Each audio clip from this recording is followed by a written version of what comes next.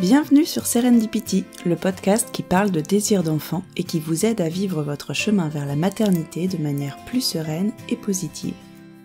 Je suis Mélanie, naturopathe spécialisée en fertilité et j'accompagne les femmes qui ont des difficultés à avoir un enfant à reprendre les rênes de leur fertilité afin d'augmenter leurs chances de concevoir. Ma philosophie est que tout arrive pour une raison et que tout est juste, en dépit des apparences. Je pense que chaque épreuve peut être vécue comme une opportunité de grandir, remettre de la conscience dans nos vies et renaître. Je vous donne rendez-vous le 1er et le 15 de chaque mois pour découvrir le parcours de femmes qui ont réussi à transcender leurs difficultés à devenir mères, mais aussi des interviews de professionnels inspirants qui partagent leur approche de la fertilité et leurs méthodes pour vous accompagner sur ce chemin. Aliénor est ostéopathe depuis 12 ans et formée en psychosomatique. Elle a depuis longtemps conscience de l'impact important que notre état psychique peut avoir sur notre corps, mais surtout sur notre état de santé général. Son endométriose a été diagnostiquée il y a 10 ans après des années d'errance médicale. Son parcours pour trouver un moyen de se soigner, de calmer ses douleurs et entrevoir l'espoir de devenir maman a joué un rôle fondamental dans sa vision de la santé et a significativement influencé sa pratique de l'ostéopathie. Elle a ainsi élaboré un protocole de soins ciblé sur les besoins et les enjeux que l'endométriose et l'infertilité imposent. Durant son parcours, elle a eu beaucoup de mal à trouver des thérapeutes engagés, spécialisés et habitués à travailler de façon complémentaire pour prendre en charge ces pathologies. Et pourtant, c'est grâce à la mise en place d'un accompagnement différent et pluridisciplinaire qu'elle a repris sa santé en main. C'est pour cette raison qu'elle a créé le projet M, un collectif de thérapeutes spécialisés dans l'accompagnement de la fertilité et de l'endométriose, qui exerce avec une envie commune de vous guider, de vous entourer et de vous accompagner vers votre objectif. Et je suis fière de faire partie de cette belle aventure. Je vous laisse découvrir ce projet et en quoi l'ostéopathie peut vous aider à soulager les manifestations de l'endométriose et vous soutenir dans votre désir d'enfant. Bonjour Aliénor, merci beaucoup d'avoir accepté mon invitation. Je suis vraiment ravie de te recevoir dans le podcast. J'espère que tu vas bien. Je vais très bien et je suis aussi très heureuse d'être avec toi maintenant. C'est gentil. On va commencer comme pour les autres les autres épisodes. Est-ce que tu peux te présenter déjà? Oui, alors je suis Aliénor, comme tu l'as dit, j'ai 37 ans, j'ai 2 enfants et je suis ostéopathe. Ouais, et c'est pour ça que je t'ai invitée. C'est un épisode un peu particulier, puisque tu vas nous parler surtout de ton activité professionnelle. Pour commencer, est-ce que tu peux nous dire ce que c'est que l'ostéopathie, en fait? Dans quelles conditions, dans quel cadre on va consulter un ostéopathe? Alors l'ostéopathie, c'est vraiment une pratique, globale, c'est-à-dire qu'on prend le patient dans son intégralité, et du coup, on va travailler dans les tissus essentiellement, donc c'est un métier de toucher. Hem, Après il y a beaucoup de techniques différentes, donc on peut aller voir, un ostéopathe, et avoir, une séance très différente de l'ostéopathe d'à côté. Donc je pense Mmh, que c'est aussi, très lié à l'écoute et à la personnalité du thérapeute, mais ouais. l'ostéopathie, telle qu'elle est présentée en tout cas est vraiment, assez similaire pour toutes. C'est cette idée de globalité en fait, vraiment de prendre le patient sur la table avec qui il est, avec ce qu'il vit, quelle histoire il a déjà, que ce soit des histoires physiques, des antécédents de chute, traumatiques, de chirurgie et cetera, mais aussi son histoire personnelle et parfois même des choses auxquelles il a pas forcément accès. C'est là où on va avoir un intérêt parce que parfois par le corps, on peut faire sortir pas mal de choses qui sont latentes et dont le patient n'arrive pas forcément, à faire, sortir, des vieux dossiers ou des choses comme ça, voilà. Donc encore une fois, on n'est pas, médium, hein, mais juste en mettant, les mains, parfois, les tissus ont des choses à livrer Mmh. et ça peut être très mécanique, voilà. C'est-à-dire qu'on travaille aussi avec les sportifs de haut niveau, ou des sportifs, du dimanche, hein. Mais ce qui est important, en fait, c'est voilà, se dire que le corps, a des sphères qui fonctionnent les unes avec les autres et donc on essaye de prendre, voilà, le corps vraiment avec, toutes les sphères, dans sa globalité. Parfois, on peut avoir des douleurs, mécaniques qui, qui ont l'air d'être plutôt localisés sur, le dos, le bras, la jambe, une articulation en particulier. Et si on remonte, un petit peu, le fil, de ce que cette douleur a à nous raconter, on va trouver des choses, à distance de cette douleur. Donc, Mmh. l'intérêt en fait de l'ostéopathe, c'est de faire une enquête avec un interrogatoire assez poussé pour essayer de vraiment faire le tour de tout ce qui fait la personne. Et ensuite, on va mettre en place, nos détectives qui sont nos 2 mains, et aussi nos yeux parce qu'il faut observer, la statique et cetera. Et à partir de là, on va avoir beaucoup d'informations pour pouvoir aider, le patient à trouver un peu l'origine, de sa tension, de son problème, de sa douleur. Et on va travailler à restaurer la mobilité, c'est-à-dire vraiment à rendre les tissus plus mobiles. Et ça va donner, de la mobilité aux articulations, aux viscères, à tout ce qui fait, qu'on est nous, toutes les cellules de notre corps en fait. Voilà. Super, c'est passionnant et c'est en ça que j'aime beaucoup l'ostéopathie parce que ça se base sur le même principe que la naturopathie, c'est de prendre, le corps dans son ensemble. Et je pense que c'est, la meilleure des façons de faire puisque pour avoir consulté pas mal d'ostéopathes, c'est vrai que ça m'est déjà arrivé d'y aller, parce que j'avais mal à la cheville et on me disait: «Bah, c'est parce que votre hanche est décalée». Donc c'est vrai qu'en fait, ça peut paraître, une médecine un peu, mystique parfois parce qu'on se dit: «Mais non, mais moi j'ai mal à ma cheville, pourquoi elle me parle de ma tête ou de d'autre chose, quoi?» et et moi je trouve ça vraiment passionnant en fait, cette pratique. On entend aussi parler, et j'en ai pratiqué, des ostéopathes qui font craquer et ça peut faire très peur. Est-ce que ça dépend de l'école ou est-ce que, comme tu le disais, ça dépend du praticien? Parce que, bon, pour avoir travaillé avec toi, je sais que toi, tu fais pas forcément craquer, en fait et pour en avoir, consulté d'autres, c'était vraiment la méthode, un peu, comme je dis, à la rugbyman, quoi, qui met tout son poids et cetera et c'est un peu brutal, on va dire. Donc est-ce que ça dépend de l'école ou est-ce que ça dépend du praticien? Alors en fait, on a si tu veux l'ostéopathie, on apprend plein d'outils différents. Ouais. Hem, le tissulaire, le crânien, l'HVBA, haute vélocité, basse amplitude, c'est le terme, barbare pour parler en fait de faire Mmh. craquer. Hem, En fait, c'est vraiment des outils différents. Donc après, chaque thérapeute, avec ses sensibilités, va utiliser tel ou tel outil dans lequel va être plus performant pour aider, les patients. Je pense que tous les chemins mènent à Rome. Après, c'est vraiment, la sensibilité de chacun. Et souvent, il y a des patients qui préfèrent d'ailleurs que ça craque et qui vont plutôt se tourner vers des thérapeutes qui ont tendance à fonctionner comme ça. Mmh. Je pense qu'il faut se faire confiance. Donc déjà, c'est sûr que quand on arrive avec une énorme appréhension, et qu'on est tendu, sur la table comme une arbalète, ça va pas bien se passer. Donc Mmh. je pense qu'il faut voilà, faut pas hésiter à dire que c'est quelque chose qui nous convient pas, Ouais. mais l'HVBA en soi est efficace quand elle est bien pratiquée. C'est juste un outil différent. Après vraiment, ça va aussi avec la sensibilité du thérapeute, c'est ce que je te disais tout à l'heure, Ouais. parce qu'on peut aller voir 5 ostéos et avoir l'impression d'avoir fait 5 trucs différents. Ah oui, Donc, totalement. je pense que vraiment il faut trouver, l'ostéopathe avec lequel on se sent, en adéquation avec sa vision du corps, avec sa vision de la santé. Et à partir du moment où on l'a trouvé, du coup, en général, ça se passe bien. Parce que, voilà, il y a une confiance mutuelle et puis surtout le corps quand il reconnaît aussi, la façon de travailler, il a tendance à se relâcher plus facilement, ce qui va aider le thérapeute aussi à travailler. Bien sûr, oui, parce qu'on nous répète beaucoup quand on est en séance d'ostéopathie, «Détendez-vous, lâchez, Ouais, lâchez». ce qui est Faut quand vraiment même être pas extrêmement simple. détendu, ouais. Bah, pas pour tout le monde effectivement et souvent pour les hommes, il paraît que c'est plus difficile de se lâcher. Ouais, c'est étonnant, mais souvent oui, les premières fois c'est plus compliqué, mais en revanche quand ils ont confiance après, ils pourraient s'endormir, voire ils ronflent. Oui, ça vrai, c'est vrai. C'est vrai. Ça Mais, m'étonne pas. mais en fait, pour finir sur la question que tu m'as posée, je pense qu'il y a des écoles qui sont plus, axées HVA ou tissulaire, mais on apprend tous les outils dans chaque école. Après voilà, il y a des écoles qui vont avoir plus tendance à favoriser telle ou telle technique ou en tout cas, telle ou telle façon de travailler. Voilà, encore une fois, c'est la sensibilité de celui qui le pratique, avec, qui il est, voilà, on reste, des humains derrière la blouse. Et du Oui, bien coup, sûr. on a nos sensibilités différentes. Et je pense que du coup, les messages que le corps du patient nous renvoie, heu, va être aussi, interprété par le thérapeute. Donc Oui. voilà, encore une fois, je pense qu'il faut trouver celui avec lequel on se sent bien et puis après, ça va très bien se passer. Ouais et justement, comment on trouve un ostéopathe? J'allais dire un bon ostéopathe, mais comment on trouve un ostéopathe, en fait? Comment on sait vers qui se tourner?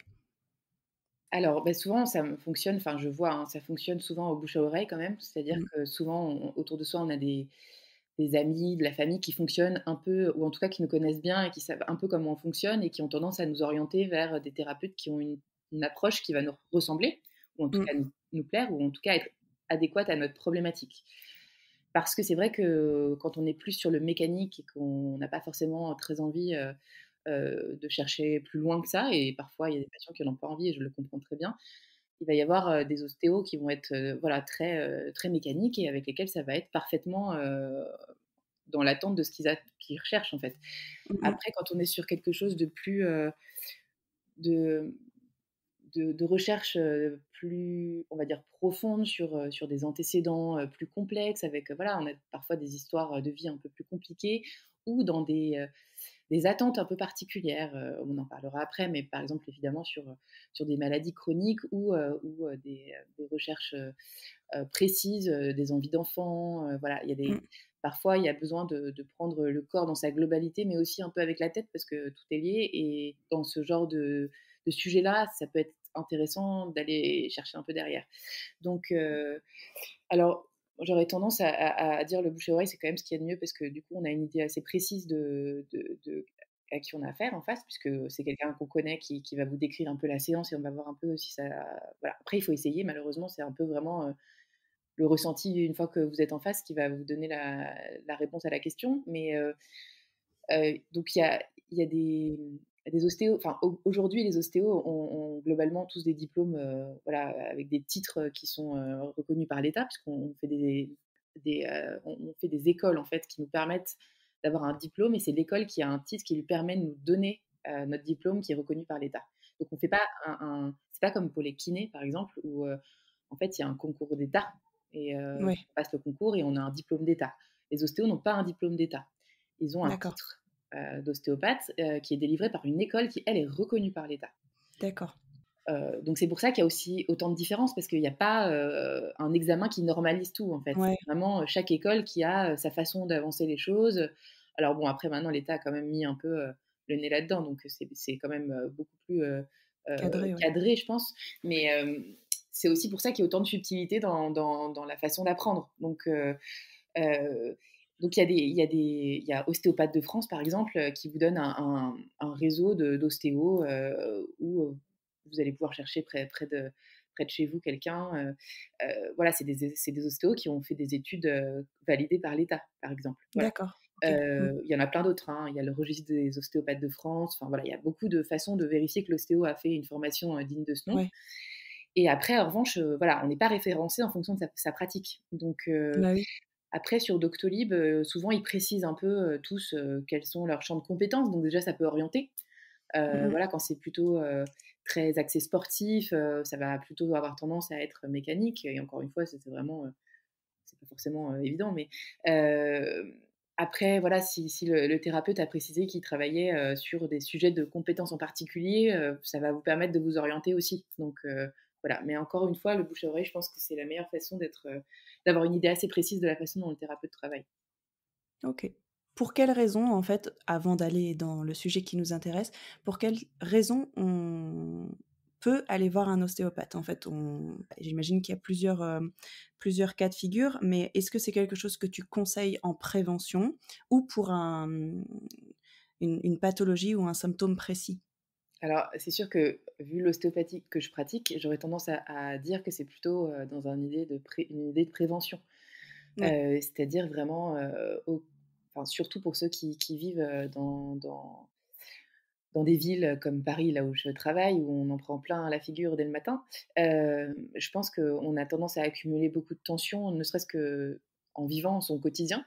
Donc c'est Mmh. important de prendre les devants et de le travailler en amont avant que justement ça se transpose sous forme de douleur pour vraiment dire que là, on a poussé le bouchon. Donc Mmh.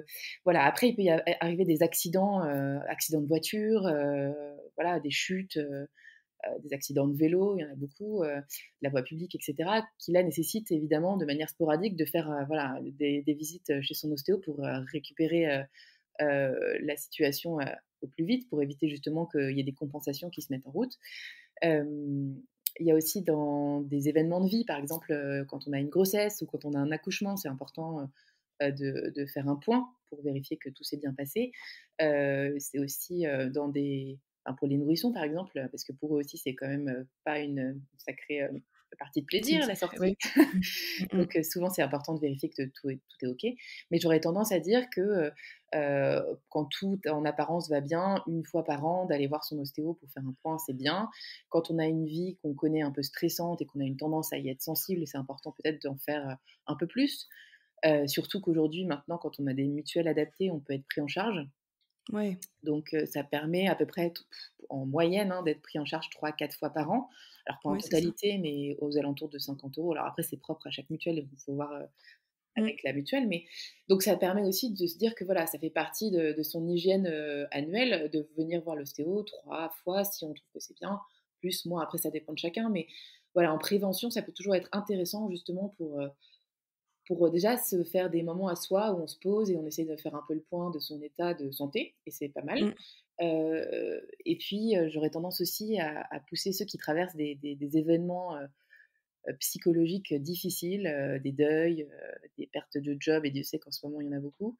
Mmh. Voilà, de faire un point parce que parfois ça passe par la tête, mais le corps prend beaucoup aussi en charge pour continuer à avancer et que c'est Mmh mh. important de voilà, de pas le laisser de côté aussi. Donc voilà, j'aurais tendance à te dire qu'en prévention, c'est pas mal, mais qu'il y a des moments de vie, qui paraissent, aussi, importants d'être, pris en charge sur la table, dans ces moments-là.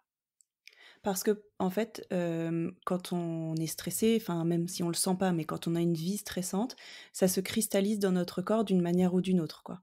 Oui, c'est sûr que le corps, on est enfin la tête et le corps sont 2 machines qui bossent l'une avec l'autre et qui sont indissociables, en fait. Donc il est évident que quand, l'un des 2 ne va pas bien, ça va forcément, commencer à avoir, un impact sur l'autre. Mmh Donc mh. alors on a une forte capacité souvent tous à faire abstraction, Mmh. Mmh, tout à de fait. l'un comme de l'autre, mais c'est vrai que de toute façon, le corps ou son organisme va de toute manière, à un moment ou à un autre, gagner la bataille si on a tendance à trop faire, l'autruche. Donc c'est important, de prendre les devants pour pas se retrouver dans des situations où on met, des mois, voire parfois des années à se sortir de là. Donc C'est ça. l'idée, c'est vraiment de, voilà, de faire un entretien comme on pourrait, faire un entretien sportif, un entretien de nutrition, voilà, bah, c'est un peu la même chose, c'est prendre soin de soi, de manière, récurrente pour éviter la cata, en fait. Voilà Oui, et tout à éviter de fait. se retrouver, enfin, au pied du mur et d'être vraiment obligé de mettre le paquet pour essayer de se sortir d'une situation, ou d'un état physique, qu'on aurait laissé trop traîner. Ouais, tout à fait.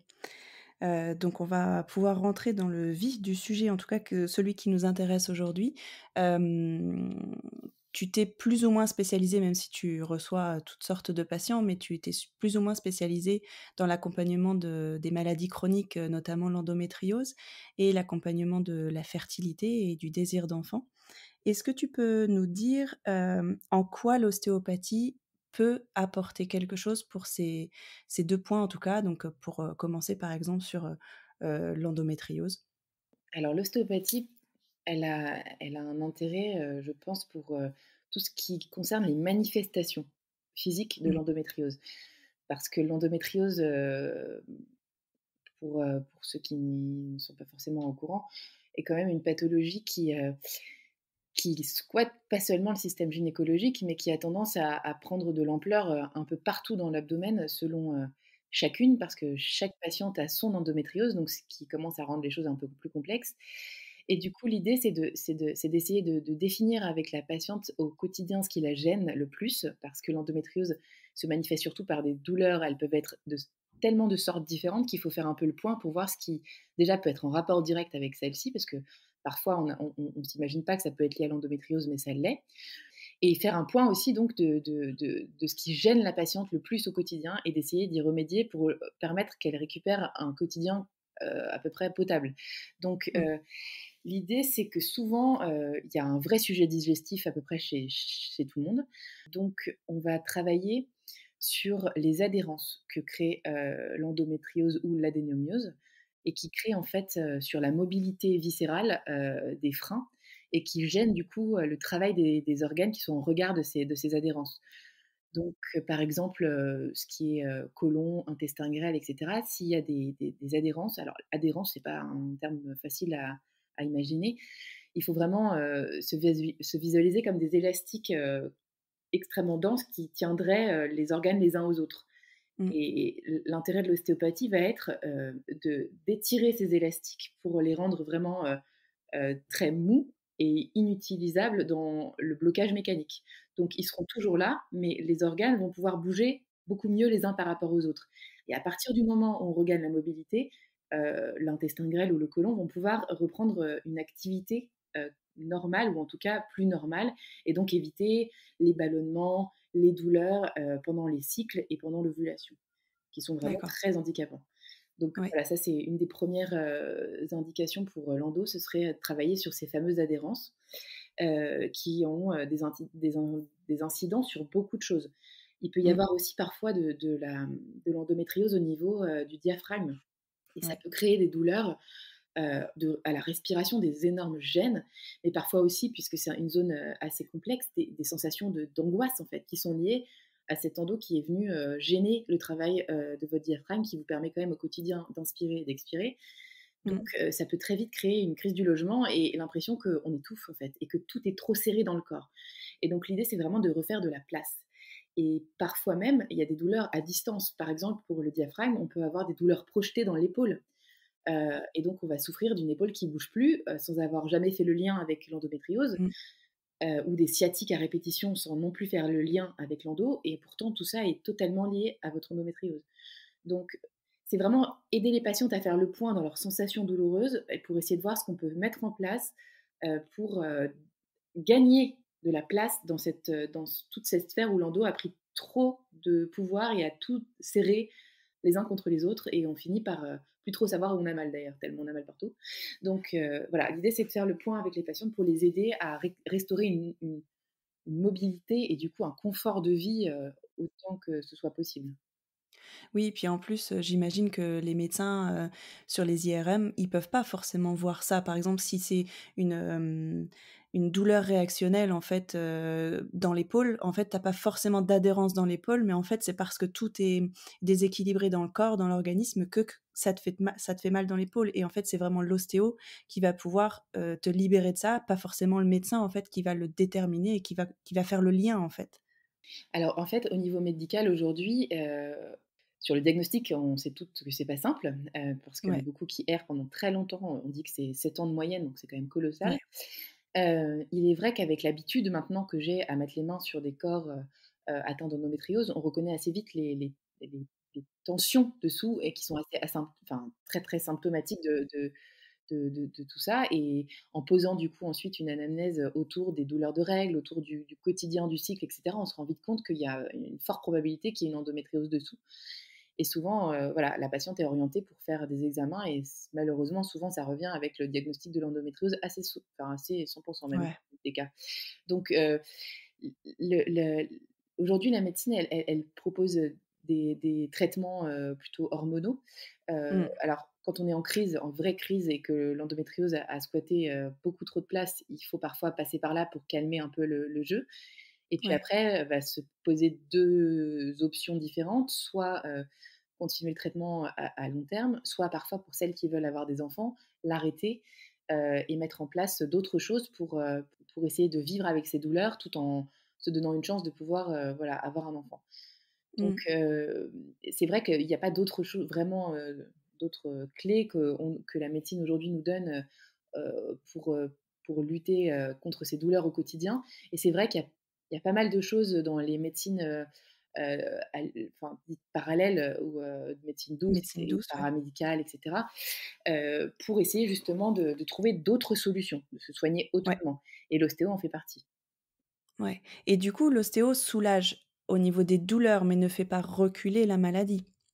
Alors j'aurais tendance à dire que non, elle a tendance à faire, gagner, de la mobilité. Elle a tendance à aussi, re donner, de l'élasticité sur des zones qui ont déjà été atteintes par l'endométriose, mais qui sont plus inflammatoires. Ouais. Mais sur, l'endométriose, en pleine crise et cetera, de penser qu'on va la faire disparaître, ce serait, pas du tout, la vérité. Enfin, en tout cas, pas pour moi. Je pense que Mmh. vraiment on peut faire régresser ce qui a déjà, été, vraiment atteint, en gagnant de la mobilité, comme je le disais tout à l'heure, en essayant d'enlever les conséquences que l'endo a eues lorsqu'elle n'est plus inflammatoire. Mais c'est vrai que quand elle est en crise, il y a d'autres choses qui vont pouvoir aider, dans l'alimentation, dans des plantes, dans plein de choses qu'on peut mettre en place, aussi, dans son hygiène de vie par rapport à son stress, enfin beaucoup de choses qu'on peut faire. Mais je pense que ça ne va pas la faire reculer, ça va vraiment permettre d'enlever les conséquences et les manifestations que ça donne au quotidien, mais ça ne fera pas reculer la maladie à proprement parler. D'accord, et typiquement, en fait, quand certaines femmes doivent se faire opérer d'une endométriose, donc c'est quand même des opérations très lourdes, suivant le stade aussi, auquel on est. Tu conseilles fortement, en fait, de faire un suivi ostéo juste après pour, intervenir juste après cette opération qui était quand même très invasive? Alors, en fait, par rapport aux opérations, on me pose souvent la question: «Est-ce que je dois me faire opérer ou pas?» Alors, pour certaines, il y a pas le choix parce qu'il y a une urgence pour avoir un bébé ou une urgence, santé. Ouais, Donc voilà, parfois il y a pas le choix. Parfois le choix se pose, et j'ai toujours tendance à leur demander quel est leur bénéfice dans leur qualité de vie par rapport à cette opération. Parce que c'est souvent quand même mmh, l'objectif, c'est gagner en qualité de vie. Surtout que oui, parfois on peut faire disparaître les choses, mais la maladie elle disparaît pas pour autant. Donc tout à fait, et parfois c'est des chirurgies très invasives où on se retrouve avec tout à des fait. poches, alors qu'on a, Ouais, 25 ans. Donc c'est ça. c'est vraiment, des questions qui impliquent beaucoup, beaucoup de conséquences. Donc il faut se poser 2 minutes et se dire: «Voilà, qu'est-ce que je vais gagner en qualité de vie dans ma vie et dans mon quotidien?» Et c'est vrai que, les opérations quand elles sont pratiquées en cœlioscopie ou plus invasives quand, le cas est plus compliqué, chaque intervention va avoir des conséquences au niveau adhérence. Et ça, quelle que soit, la minutie, du chirurgien, c'est quand même très compliqué de n'en avoir zéro. Donc chaque intervention invasive, même micro-invasive, va donner des adhérences. Donc il est vraiment conseillé pour moi, de faire des séances post-opératoires. Alors j'ai tendance à laisser 3 semaines pour être sûre qu'il y a une bonne cicatrisation des Ouais, tissus, mais pas aller trop au-delà parce qu'après les adhérences se créent et du coup on perd du temps. ouais, Donc je dirais la fenêtre idéale, c'est 3 semaines, un mois. Voilà, pour prendre en charge, le corps après les opérations. Surtout en cœlioscopie, on met de l'air dans le corps et ça a tendance quand même à ouais. être, un vaste bazar. Et c'est pas mal aussi d'aider, le système, digestif à repartir, et même parfois celui, au niveau abdominal, parce que souvent après les opérations, on a les fameuses douleurs dans les épaules dont je parlais tout à Oui, l'heure et qui sont liées justement à l'air qu'on a mis dans le ventre. Et parfois ça a tendance à rester. Et donc c'est pas mal voilà, de faire un ménage de tout ça pour mettre l'opération derrière vous et puis pouvoir recommencer votre vie, sans y penser en permanence. mmh mh. OK. Je pense à une question là, juste pour, celles qui nous écoutent, qui n'ont jamais pratiqué, en fait, qui n'ont jamais fait de séance d'ostéopathie. Comment ça se déroule une séance? Typiquement, est-ce que tu, interviens en interne? Est-ce que tout se passe en externe? Comment ça se passe? Alors, ça, c'est une question qu'on me pose souvent. Alors, il faut savoir qu'aux yeux de la loi, un ostéopathe qui n'est que ostéopathe n'a pas le droit de faire de toucher interne. Ça, c'est Mmh. important de le rappeler. Oui, Parce que voilà, ça met les choses à plat. oui, Ceux qui sont habilités à faire ce genre de choses sont soit des gynécologues, soit des sages-femmes, dans un contexte de rééducation du périnée, soit des kinés dans un contexte de rééducation du périnée. Voilà ce que la loi autorise à faire. Et je trouve que c'est important parce que, voilà, parfois il y a eu oui, des des dérives, débordements. et je pense que sur des corps qui sont déjà en souffrance, on n'a pas besoin de rajouter ce genre de choses. Tout à Voilà, fait. donc je dis ça, je ne dis rien. Mais C'est je important. pense que c'est important de le préciser. Donc Oui, l'ostéopathie, aura donc un accès externe, sur toutes ces adhérences et ces tensions, et ça fonctionne très bien. Quand parfois, le traumatisme, initial est vraiment trop ciblé interne, ou que voilà, il y a eu des dans les antécédents des choses trop particulières mmh, et qui nécessitent parfois un abord plus interne, je vais avoir tendance à envoyer vers voilà, des sages-femmes ou des gynécologues qui ont fait une formation d'ostéopathe en parallèle, qui vont prendre en charge ces touchés, vaginaux, mais avec, toute la qualité, qui est nécessaire dans ces pratiques. bien Donc sûr. mais c'est possible aussi de le travailler en interne, mais vraiment avec un personnel soignant, bien qualifié pour Formé ça. pour. Ouais, Voilà. OK. Merci. C'était important de faire la précision. Oui. Hem, OK et du coup, pour l'endométriose, je pense qu'on a bien compris. Est-ce que tu as des choses à rajouter, en tout cas pour cette pathologie? Alors, bah, après l'endométriose, c'est vraiment une pathologie qui est très lourde, psychiquement au quotidien et je pense qu'elle nécessite vraiment une approche pluridisciplinaire et Oui, il est important aussi, d'accompagner les patientes, vers un choix, thérapeutique qui leur convient et qui leur convienne au quotidien et donc d'être dans l'écoute et de pas hésiter à leur proposer plusieurs solutions parce que je pense que plein de thérapies ont des choses à proposer et qu'en fonction de chacune, il est important d'essayer plusieurs choses et on a vraiment des super, résultats quand on s'y met à plusieurs pour aider les patientes, en endométriose.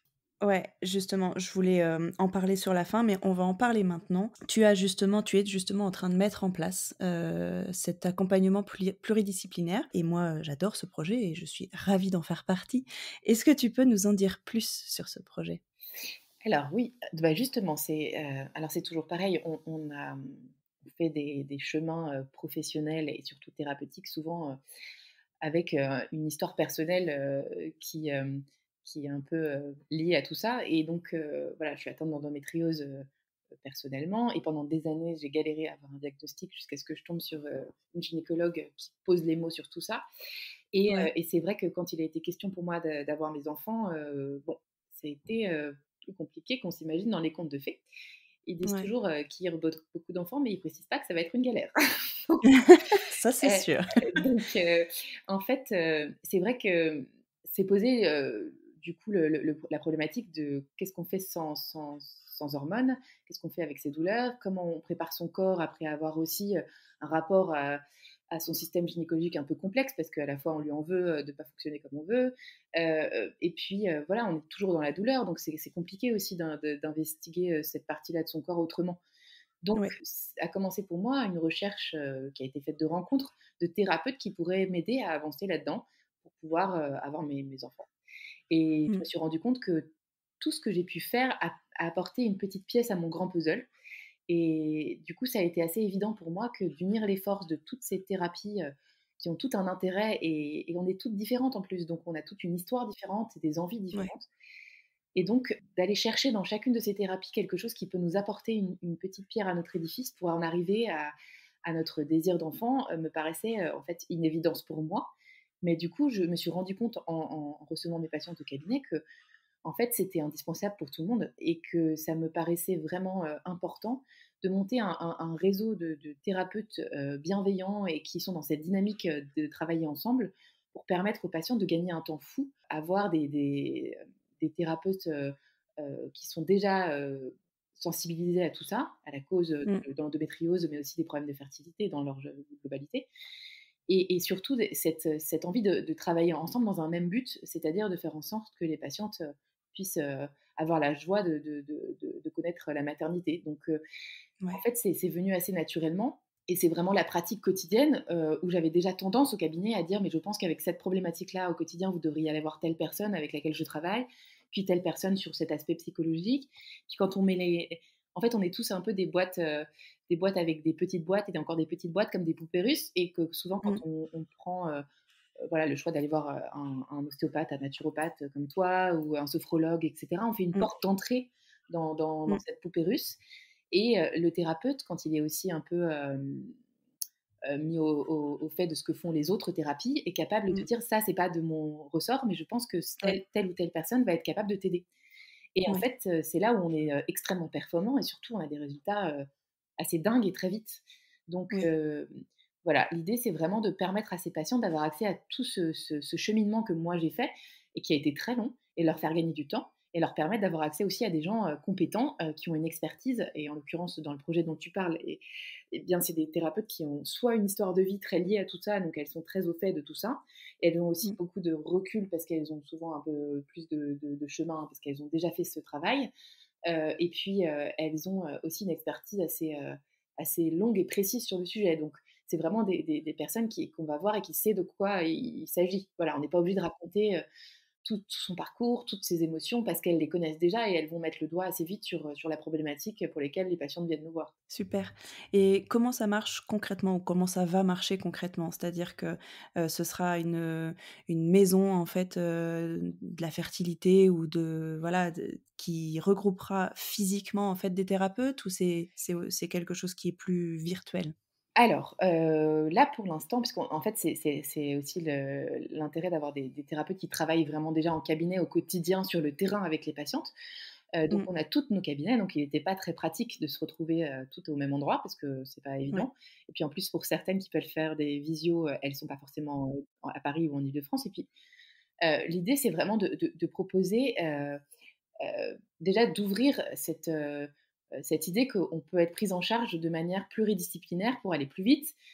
Donc voilà, Mmh. déjà on propose, donc un référencement des thérapeutes avec lesquels moi je travaille, dont je suis certaine de la bienveillance et du professionnalisme et de l'expertise aussi. Donc ouais, Mmh. c'était important pour moi. Mais après l'idée, ce sera aussi d'ouvrir le champ à d'autres thérapeutes dans d'autres régions pour, heu, Ouais. voilà, estampiller, bienveillance et spécificité sur, l'infertilité et puis avec des études, référencées parce que ça je trouve que c'est important et voilà, donc on pourra ouvrir le champ à d'autres régions, mais là pour l'instant c'est vraiment à Paris, donc il y aura un site internet qui permettra, voilà, d'avoir, accès, à chaque thérapeute, à chaque pratique aussi pour découvrir tout ce qui existe parce qu'en fait parfois on connaît pas tout. Donc là on a essayé de prendre un champ très large de tout ce qui existe et tout ce qui peut nous aider et Mmh. puis, voilà, proposer, un accompagnement pour, les parisiennes, mais très vite pour, les autres aussi. Voilà. Ouais. Ouais, ouais. Une sorte d'annuaire en fait de tous les thérapeutes qui peuvent nous aider dans notre chemin. Voilà et de faire découvrir et puis après, on mettra aussi pas mal de témoignages. Parfois ça c'est parlant pour Mmh. certaines, qui n'osent pas, voilà, faire le pas en fonction de leurs histoires. Souvent, on se rend compte qu'on se sent toute seule, mais en fait, on est très, très nombreuses. Donc c'est Ça, aussi c'est mettre sûr. en place la solidarité, de toutes, ces femmes qui sont vraiment dans la même, situation et qui, en fait, pourraient, vraiment s'être, extrêmement, utiles les unes aux autres avec, toutes leurs expériences et pouvoir apporter, des pierres à l'édifice de chacune, en ayant ces Ouais. traversées du désert. Là, en fait, on se rend compte qu'on est tellement nombreuses que ça vaut la peine vraiment de mettre tout ça en place et j'ai remarqué que enfin, cette conscience collective est en train de se mettre en route. Il y a beaucoup de maisons, de la femme, qui se Oui. mettent en place et ça, c'est génial. Ça a mis du temps en France à arriver, mais ça y est, donc ça, c'est chouette. Je suis Ouais. vraiment ravie de voir que ça bouge partout. Mais nous, on va vraiment rester sur le côté très endométriose, infertilité et Ouais. voilà, abord professionnel de tout ça pour prendre en charge avec qualité. Voilà, c'est ça l'objectif. Ouais. Tout à fait et justement pour, là, on a fait quand même bien le tour de l'endométriose. Pour une infertilité qui est plus, fonctionnelle, ce qu'on appelle l'infertilité inexpliquée ou idiopathique, en quoi, l'ostéopathie peut aider, en fait? Puisqu'on arrive et on a juste, voilà, l'avis du médecin genre: «Tout va bien chez vous madame, on ne sait pas pourquoi ça marche pas, mais voilà» et plutôt que tout de suite aller peut-être, se lancer dans la PMA si ça nous parle pas tout de suite ou si ça paraît un petit peu, précipité, en quoi l'ostéo peut intervenir avant en tout cas et puis on parlera de pendant la PMA après. Mais avant, le parcours PMA, en quoi l'ostéo peut aider en fait, peut peut-être débloquer quelque chose? Souvent, ce que je propose aux patientes qui sont en désir d'enfant et qui viennent me voir avec un diagnostic médical, a priori, en tout cas pour les premiers examens qui ont été faits, bon. J'ai tendance à faire un peu le point avec elles sur leur passif aussi par rapport à tout ça. Parce que je pense que dans la maternité, il y a beaucoup de choses, qui rentrent, en jeu et dans le désir d'enfant, plus précisément et en fait, Ouais. de se poser 2 minutes et de faire un peu le point sur, qu'est-ce qu'on a vécu dans ses antécédents, physiques déjà? Est-ce qu'on a eu des opérations? Est-ce qu'on a eu des gros traumatismes, des grosses chutes, des accidents de voiture mémorables? Est-ce qu'on a eu des problèmes gynécologiques, des interventions, digestives? Tout ça, c'est des choses qui viennent mettre des traumatismes et des barrières, en fait, dans son projet bébé, sans le savoir. Ça fait vraiment, des éléments qui nécessitent d'être pris en charge en amont pour, vous permettre de préparer vraiment votre corps, à cet enfant. Ouais, je te coupe, juste, je fais une parenthèse en fait, juste pour expliquer. Moi, par exemple, quand j'étais petite, j'étais un peu cascadeuse et je suis beaucoup, beaucoup tombée sur le coccyx, mais beaucoup, vraiment, de manière assez intensive et forcément, on fait pas le lien en fait après quand on est, 20-30 ans plus tard, mais bah, forcément, en fait, moi, c'était bloqué à ce niveau-là, typiquement. Donc ça peut bloquer en fait, une grossesse? Bah, c'est-à-dire que quand on connaît un peu l'anatomie et comme je le disais tout à l'heure, tout est en continuité les uns avec les autres. Donc en fait, en particulier sur le bassin, quand on tombe, violemment, on a tendance à avoir une marque. Le corps marque, tout ce qu'il vit dans les tissus. Alors c'est plus ou moins visible et avec l'imagerie médicale qu'on a aujourd'hui pour mettre en avant plein de choses, d'ailleurs c'est de plus en plus précis, mais pas pour mettre en avant, toute cette mémoire tissulaire. Donc en fait, au niveau, de l'endroit de l'impact du choc, qui a souvent été assez violent, il va y avoir une empreinte tissulaire plus dense, et le corps va compenser cette zone qui fonctionne moins bien et va tracter tous les tissus autour pour prendre le boulot de la zone qui peut plus travailler correctement. Et Ouais. quand on voit comment est positionné le système gynécologique dans le bassin et qu'on a le sacrum qui prend, qui est la pièce osseuse, donc qui est vraiment au milieu des fesses, qui a tendance Mmh. à prendre pas mal de coups, le pauvre, dessus vient s'accrocher tout votre périnée, en fait. Ouais. Et devant, il y a le rectum, et il y a aussi le vagin et l'utérus qui va être au-dessus. Enfin bref, tout ça est collé les uns aux autres. Et du coup, on a tendance à pas faire le lien direct, mais quand on regarde comment est fait l'anatomie, en fait, Oui, ça c'est un semble lien qui est logique, assez ouais. rapide, ouais. Mmh. Donc, tout ce qui va comprendre le contenu du système gynécologique, et le système gynécologique lui-même nécessite un petit bilan pour être sûr que rien ne vient entraver sa mobilité et donc sa fonction. Donc, quand on est en désir d'enfant, l'idée c'est vraiment de faire un bilan, à la fois mécanique, mais aussi de faire un petit point sur tout ce qu'on a vécu pour être sûr de rien rater, parce que parfois ça peut être un peu fourbe. Et puis parfois, c'est un peu plus complexe et subtil que ça. Le corps enfin, a tendance à emmagasiner aussi beaucoup d'informations quand on vit des choses difficiles. Et parfois, dans sa vie, et ça c'est propre à chacune, on a des événements compliqués. On peut se retrouver jeune, enceinte, et ne pas pouvoir le garder pour des raisons qui sont personnelles et être obligé, voilà, d'avoir envie de faire un IVG ou d'être contrainte à le faire pour des raisons qui sont propres à chacune, et on n'est certainement pas là pour juger. Mais parfois, justement, cet acte-là est fait en conscience, mais avec un regret. Et puis, il s'avère que des années plus tard, quand on a envie d'avoir un enfant, et ben, ça ne vient pas. Et donc, Ouais. évidemment, parfois, cet événement de vie est rangé dans une petite boîte. Et quand on commence à travailler, on se rend compte que cet événement-là n'est pas un événement anodin dans le projet bébé. Parfois, il y a de Tout la à fait. culpabilité, parfois c'est plus complexe que ça. Et le fait de mettre les mains, parfois, a tendance à faire ressortir Ouais. des sujets un peu planqués sur tout ce passif-là qu'on a. Encore une fois, quand je mets les mains, je ne lis pas dans la tête des patientes ni dans leur vie, hein, mais, heu, Oui. mais ça aide juste les patientes à faire le lien, et les choses ressortent. Et parfois, il y a beaucoup d'émotions parce que c'est vrai que quand je reçois les patientes et que ça fait plusieurs années qu'elles attendent d'être enceintes et que ça vient pas, la tête a tendance aussi à se mettre en route et à créer des blocages. Je suis pas capable, j'y arrive pas. Mmh. Ça peut mettre aussi des tensions dans le couple, et après on vit dans une ambiance qui est compliquée. Il y a beaucoup de culpabilité aussi. Parfois ça renvoie à ces histoires, de vie avec ses propres parents, avec sa propre naissance, et tout ça on n'y a pas toujours accès, on n'en a pas toujours conscience, et le fait de mettre les mains a tendance à faire un pont, en fait, entre tout ça et votre corps, et ça fait des vraies, émergences d'informations, qu'après moi je ne suis pas toujours habilitée à traiter, mais j'aide mes patientes à être orientées, on en revient toujours à la même chose, vers Mmh. d'autres thérapeutes qui pourraient prendre ça en charge et les faire avancer très vite sur tout ça. Après, l'infertilité n'est pas toujours liée à un blocage émotionnel, il ne faut pas toujours porter ça Oui, oui. là-dessus. Il peut être vraiment que mécanique, avec pas d'autres dossiers planqués, mais en tout cas, la prise en charge globale permet au moins de faire de ratisser tout ce qui pourrait être à l'origine d'un blocage. Mmh mh. Tout à fait et juste pour dire, c'est vrai que, j'imagine que ça t'arrive quand même, peut-être pas, fréquemment, mais ça arrive, qu'on pleure, en fait, sur ta table, juste parce que tu es en train de toucher, un endroit du corps et on sait pas pourquoi, mais on a une envie furieuse de pleurer, et c'est ce que tu dis, c'est que ça, en fait, ça touche quelque chose qu'on ne conscientise peut-être même pas, heu, enfin, on n'a même pas l'information, on ne sait pas, mais l'émotion monte et en fait, ça nettoie quelque chose, quoi.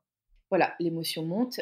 Parfois, il y a les jours qui suivent la séance, il y a des informations qui montent à la conscience, des trucs, on n'a pas trop l'impression que ça a un rapport avec le schmilblick, mais voilà, je conseille souvent aux patientes de noter, ce qui ressort, de le prendre comme ça vient, sans vraiment essayer d'en faire grand-chose, mais juste accueillir les informations. Parfois, elles seront en lien, parfois pas.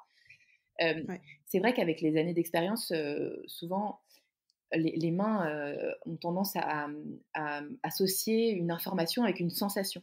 Donc parfois, quand je reconnais des sensations qui ont été associées à des événements de vie, j'ai tendance à poser les questions aussi pour parfois aider les patients à, mmh, à lâcher, voilà, les choses peut-être plus facilement pour ceux pour qui c'est plus compliqué. Et c'est vrai que souvent, on voit la tête de la patiente qui se décompense Ouais, ouais. et puis les larmes sont pas loin ou parfois même des fous rires parce que chacun traite, l'information comme Ouais, il peut.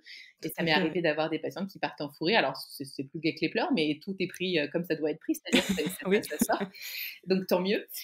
Voilà. Et puis, il faut vraiment pas être, inquiète de ça parce qu'on se sent tellement mieux une fois que c'est sorti, mais c'est même impressionnant C'est à ça. quel point les patientes me disent: «Mais j'ai l'impression que j'ai 10 kilogrammes de Ouais, problèmes qui sont partis d'un coup». Voilà, ouais. il y a pas plus à Il y a faire pas de après, honte à pleurer, voilà. au contraire, c'est vraiment un bienfait et je suis toujours extrêmement, impressionnée par, la façon dont les patientes sont prêtes à beaucoup de travail sur elles-mêmes quand elles viennent pour un désir Mmh. d'enfant. Elles sont vraiment prêtes à tout Oui, c'est vrai. pour, se mettre, à nu, pour, voilà, essayer d'avancer parce qu'elles sont souvent, très motivées pour tout ça, même si ça passe par des moments un peu moins sympas et du coup, c'est vraiment un plaisir de les accompagner à trouver des réponses à toutes leurs questions. Voilà, parfois on n'a pas les réponses. Parfois on n'a pas les réponses parce qu'on n'a pas les souvenirs, parce que voilà, mais juste le fait de faire le lien, physique et psychologique entre certaines choses suffit juste à faire de la place et c'est cette place-là donc on a besoin pour faire ce petit nid douillet, pour ce petit poussin, en préparation et souvent c'est voilà, ça donne, des très bons résultats sur des patientes qui ont une infertilité, inexpliquée. Ouais et après une fausse couche, est-ce qu'il est conseillé, est-ce que ça peut être bien d'aller faire une séance d'ostéo? Surtout s'il y a un curetage, en fait. Ouais. Alors dans tous les cas, je pense que c'est une bonne chose. Déjà parce que c'est pas anodin de faire une fausse couche et que dans la conscience collective, pour beaucoup, ce n'est pas un sujet. Ouais. Voilà, c'était à Surtout les fausses 3 couches semaines, précoces, ouais. Mmh. Mmh. 1 mois, oui, bon, bah, voilà, tu en feras d'autres, ça arrive à tout le monde.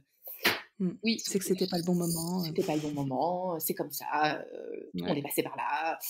Ouais, Ouais, c'est ça. alors j'aurais tendance à dire que moi je pense que c'est pas anodin, surtout que c'est viscéral tout ça pour, nous les femmes et que de poser les mots et d'accepter sa tristesse sur le fait que cette grossesse n'a pas pu, aller plus loin, et qu'on a investi ce petit être en fait, qui est venu en nous quelque temps.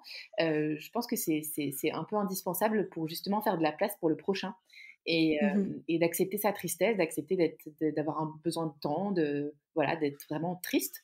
Je pense que c'est déjà une première étape importante et d'un point de vue purement physique, c'est indispensable de faire un point ostéo pour voir si, voilà, la grossesse qui a prise mais qui n'a pas tenu a quand même fait des modifications hormonales et physiques parce que voilà, le corps Mmh. s'est mis en route, même si Oui, ça n'a bien pas duré sûr. longtemps.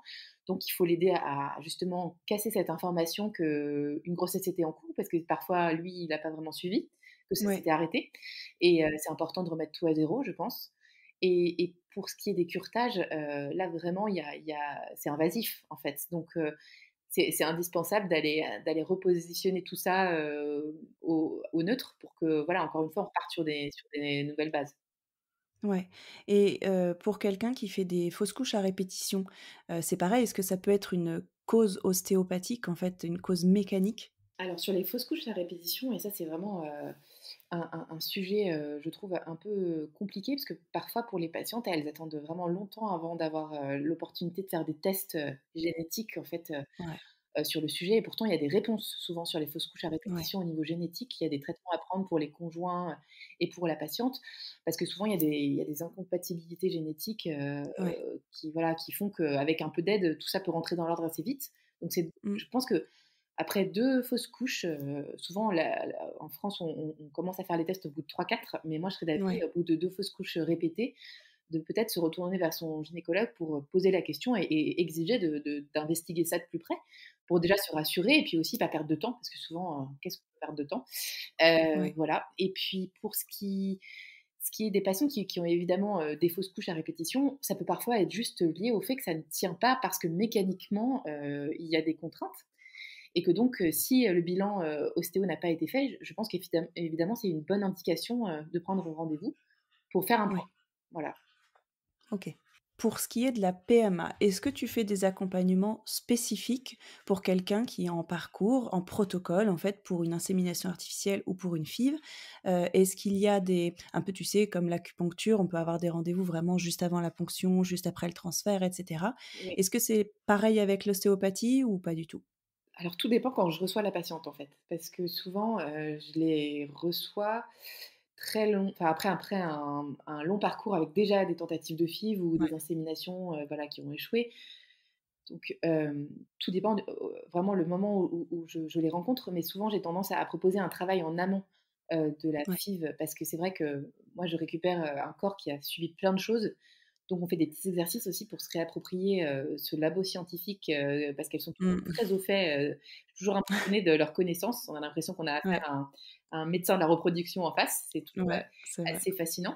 Et du coup, j'ai vraiment envie, de les aider à se repositionner dans leur corps et de prendre cette zone, pour une telle qu'elle doit être prise quoi, qui fait partie d'elle-même et qui est Mmh. censée, donner la vie et donc voilà, faire des petits exercices en amont aussi pour se Pour se réapproprier cette zone reconnecter, en fait. sans Mmh. douleur aussi. Donc faire des Ouais. exercices un peu sympas, pas toujours être dans la souffrance, ou le labo. Donc Mmh. voilà, ça c'est la première chose.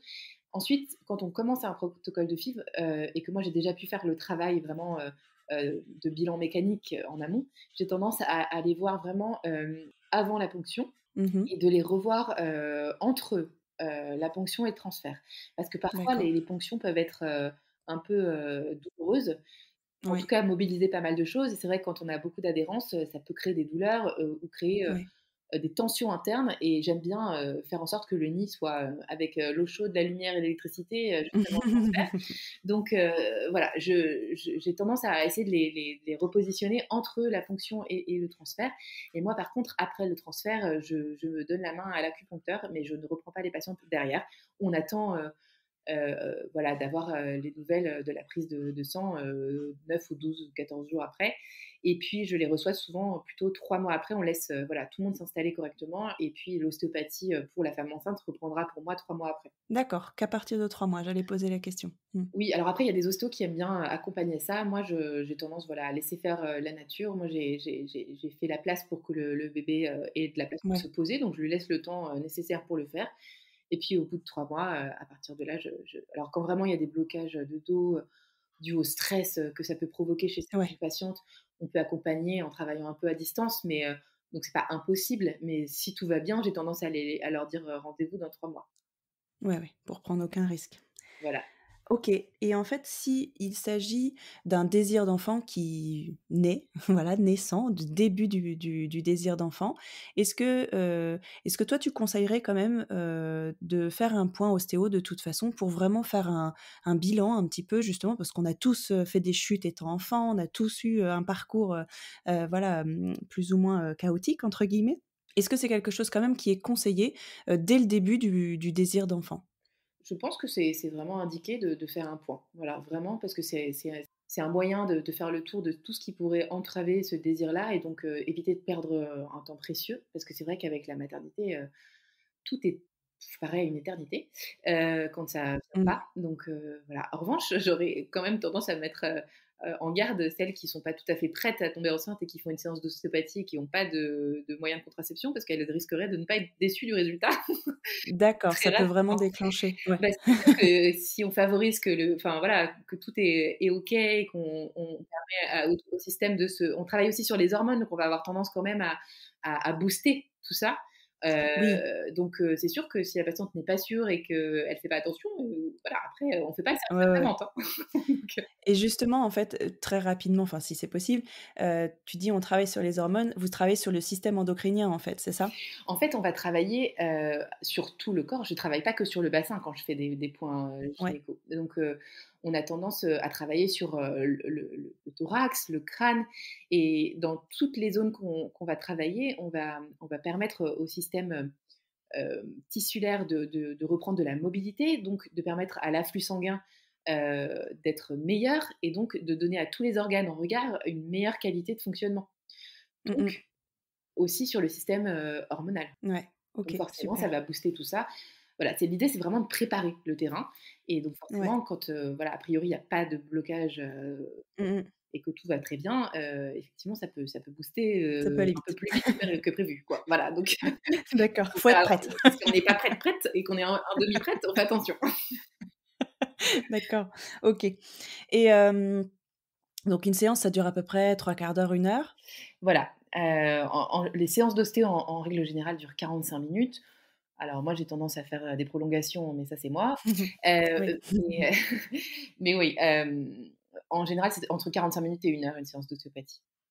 OK et est-ce que, typiquement quand on vient te voir, je sais pas, sans parler des maladies chroniques, mais typiquement quand tu as un SPM, quand tu as des douleurs de règles tous les mois, est-ce qu'on vient te voir une fois et qu'on est sûr que le mois d'après on n'a plus mal?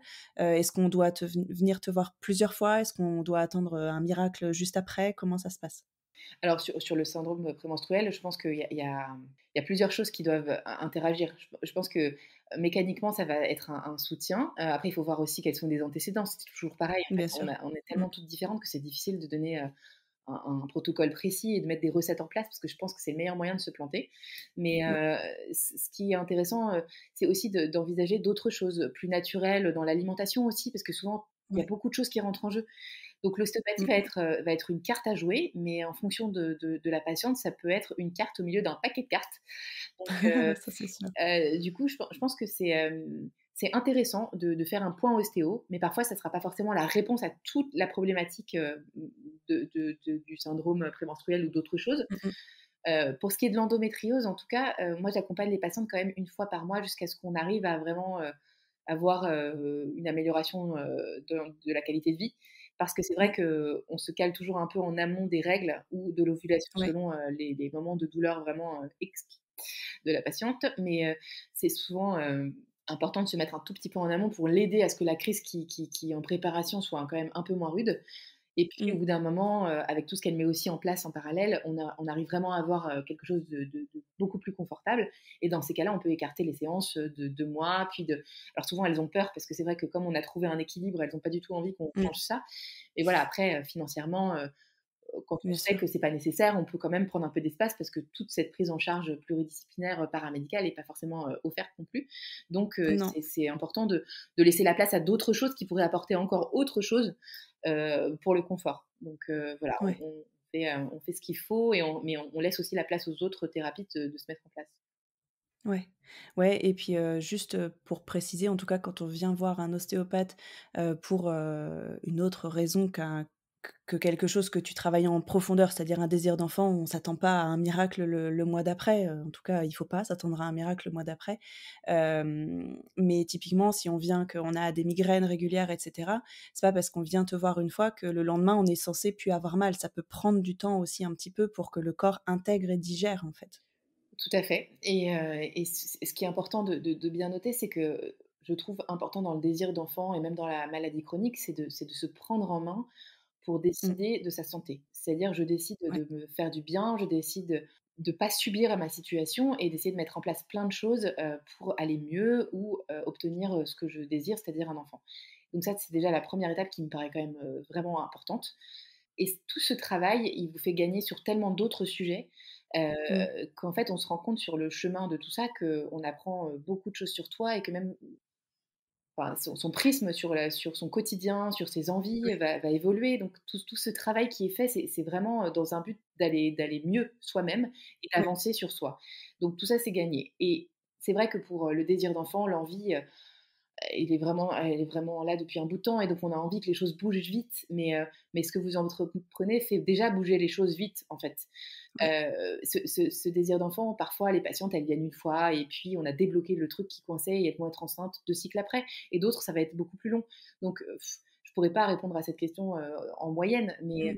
ce qui est sûr, c'est que parfois, selon, la problématique de chacune et le la boîte, justement, les poupées russes, parfois on est à beaucoup, beaucoup, beaucoup de poupées russes avant d'arriver, à un problème de fond qui est peut-être à l'origine de ce blocage, mais qui en même temps va tellement vous libérer sur d'autres choses que c'est pas du temps perdu, en fait. Ça va Ouais. ouvrir beaucoup, beaucoup de choses qui étaient coincées et avec lesquelles on avait fait, bon, bah, ça part des choses en se disant: «Bon, bah, je suis comme ça, je suis comme ça» et au Mmh. final, on se rend compte que, bah, non, on n'est pas obligé de faire comme ça. On peut faire, différemment, mais mieux. Donc ce temps qui parfois, donne pas des résultats immédiats, c'est vraiment un temps qui est bénéfique pour d'autres choses et à long terme. Oui, c'est ça, c'est vraiment, reprendre la responsabilité de sa santé et de son bien-être et c'est vraiment quelque chose qui servira, comme tu dis, pour tous les plans de sa vie, mais aussi pour, la qualité, de la grossesse aussi derrière, et la santé du bébé derrière. En fait, tout ce qu'on met en place avant impacte tout ça aussi après. Donc c'est pas du temps de perdu et il faut pas être pressé et vouloir aller plus vite que la musique parce que chaque petite chose qu'on met en place, on a parfois l'impression de dire: «Bon, bah, j'ai essayé ça a pas marché». Mais si, parce que chaque petite chose met une c'est une petite graine plantée, en fait, qui pousse après, qui fait quelque chose de positif de toute façon dans votre vie, ouais. Ouais, c'est ça, c'est exactement ça et je pense que c'est ce qu'il faut retenir, en fait, c'est que quand on prend ce désir d'enfant ou ces maladies chroniques qui, clairement, viennent vous gâcher la vie et ce qui ressort souvent dans le discours des patientes quand je les rencontre, c'est, «Pourquoi c'est tombé sur moi? C'est injuste. Mmh. Pourquoi pour les autres c'est si simple et que pour moi tout est compliqué?» En plus, ça touche à la sphère intime, à la sphère du couple, donc Ouais. c'est double peine, et c'est vrai que ce sentiment d'injustice, il ressort à 95 voire 100 du des cas du temps. Donc, l'idée, c'est vraiment de se dire que finalement, on va essayer de transformer ce temps, qui paraît injuste en force, en fait. Et très Ouais. rapidement, les patientes elles-mêmes se rendent compte qu'effectivement, tout ce qu'elles ont mis en place, leur fait du bien dans leur vie, dans leur couple, dans tout ce qu'elles entreprennent. Donc c'est ce temps qui paraît, immense est finalement, un moyen d'avancer sur soi qui sera peut-être, jamais proposé à d'autres finalement. Donc, C'est ça. on fait des grands, grands, grands pas, dans sa qualité, de vie. Oui, puis c'est souvent déplacer le curseur entre, voilà, tout faire dans l'optique de d'avoir ce bébé, souvent parce que ça devient obsessionnel forcément, puisque c'est une envie viscérale et que c'est très compliqué à accepter que ça ne vienne pas quand on souhaite. Mais du coup, le fait de se tourner vers soi, en fait, à la base, souvent on consulte dans le but de, toujours, avoir ce bébé et finalement, en fait, ça aide aussi à se recentrer sur soi et sur son bien-être et ça permet aussi de lâcher la pression, en fait, sur ce désir d'enfant et d'accepter un petit peu plus le temps qui passe aussi, parce que souvent le temps, ça devient un ennemi à un certain moment du parcours. Mais en fait, ce temps, il est aussi là pour, bah, se recentrer sur soi et son bien-être et faire en sorte de vivre au mieux, en fait, en tout cas le temps quoi, le temps qui passe. Ouais. C'est vraiment Mmh. un accompagnement de cette immensité qui paraît, sans fin et avec un tunnel, mais il y a toujours une lumière et c'est vrai que tout ce chemin qu'on peut faire pour soi avant tout, Mmh. c'est une grande chance. Alors je dis toujours ça aux patientes qui me comprennent que lorsque le bébé est arrivé dans leurs mains, c'est sûr, Ouais, mais, mais en même temps, elles sont les premières à me dire que c'est vrai qu'il y a beaucoup de choses qui vont mieux c'est ça, et sur des choses, parfois imperceptibles comme ça, en amont, mais voilà, c'est vraiment un cheminement qui est d'abord avant tout pour soi. c'est ça. Bah, écoute, c'est une magnifique conclusion. Merci beaucoup pour cet échange, c'était passionnant, et je pense que pour celles, qui ne connaissaient pas l'ostéo et j'allais dire malheureusement parce que oui, malheureusement, c'est vraiment une discipline, je trouve, qui devrait faire partie, en fait, des parcours PMA comme tant d'autres de toute façon donc c'est top que tu aies créé aussi cette structure, en fait, cette nouvelle structure et d'ailleurs on n'a pas donné le nom. Bah, c'est toi, en même Dis-moi? temps, tu en fais partie aussi, hein, tu peux très bien le faire. Oui, voilà. Donc c'est M, 2 AIME, qui signifie accompagner autrement l'infertilité et les manifestations de l'endométriose.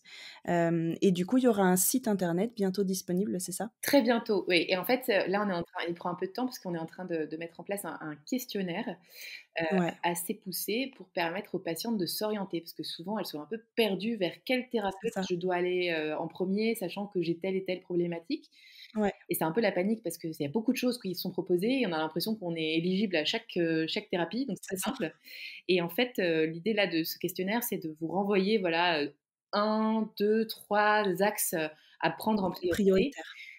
L'idée, c'est que tous les thérapeutes, voilà, connaissent les intérêts des autres thérapies. Donc, quand elles vont trouver des choses à travailler plus en approfondi, elles vont vous pousser, je dis elles parce qu'on est que des femmes, elles vont vous pousser à aller, investiguer telle ou telle thérapie qui pourrait vous apporter vraiment une autre, carte dans votre parcours. Donc, Ouais. voilà, c'est vraiment pour ça que ça prend un peu de temps, mais c'est bientôt en ligne, on y travaille sérieusement. Voilà et ça va être c'est un magnifique projet et on a hâte que ce soit lancé et de pouvoir vous proposer ça. Et pour finir, où est-ce que toi on te trouve en tout cas? Tu travailles sur Paris, ton cabinet est dans Paris, c'est ça? Oui, je travaille dans Paris, dans le 1er arrondissement et en fait, j'ai un secrétariat. Je ne suis pas sur Doctolib, on me demande souvent, mais c'est un choix parce qu'il y a déjà un peu d'attente.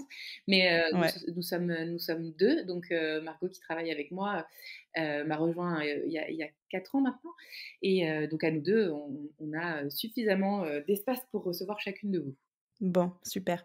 De toute façon, je mettrai toutes les coordonnées, dans les notes, du podcast. Merci beaucoup d'avoir pris, le temps de bien expliquer et d'un peu vulgariser, en tout cas, toute cette pratique. Je pense que chacun aura pris, la mesure de l'importance de cette pratique que j'adore et que je conseille plus à toutes mes toutes mes consultantes. Donc merci beaucoup Aliénor, merci Avec pour tout ça. plaisir, merci d'avoir pensé à moi. Et bravo pour ce magnifique projet qui, encore une fois, me tient à cœur et je suis ravie d'en faire partie. On va faire une belle Donc, équipe. voilà, une belle et grande équipe pluridisciplinaire. Merci pour tout et je te souhaite, une belle fin de journée et je te dis à Merci à toi bientôt. aussi, à très bientôt. Merci de nous avoir écoutés. J'espère que cet épisode vous a plu et si c'est le cas, n'hésitez pas à le partager sur Instagram en taguant le compte Serendipity le podcast. Si vous souhaitez vous aussi témoigner, vous pouvez m'écrire sur mon site www.melanie-esnar.com ou via mon compte Insta, je serai ravie d'échanger avec vous. Enfin, si vous souhaitez me soutenir, vous pouvez écrire un commentaire et mettre des étoiles sur votre appli de podcast préféré. C'est la meilleure manière de donner de la visibilité au podcast. Prenez bien soin de vous et on se retrouve dans 15 jours.